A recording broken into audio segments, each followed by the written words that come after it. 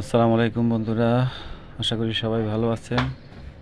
দেখেন কেমন একটা ভুতুড়ে কাণ্ড আমাদের বাড়ির নিচতলার মধ্যে। চোর মনে করেছে খুব সহজেই চুরি করে নিয়ে যেতে পারবে, কিন্তু না, পারেনি। হঠাৎ করেই চোর মোটরসাইকেলটা চুরি করতে গিয়ে ফেঁসে গিয়েছে। লকটা ঘাড় লক করা ছিল মোটরসাইকেলের, তাই নিতে পারেনি।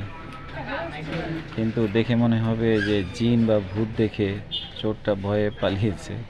একটা হাস্যকর ব্যাপার হয়ে দাঁড়িয়েছিল।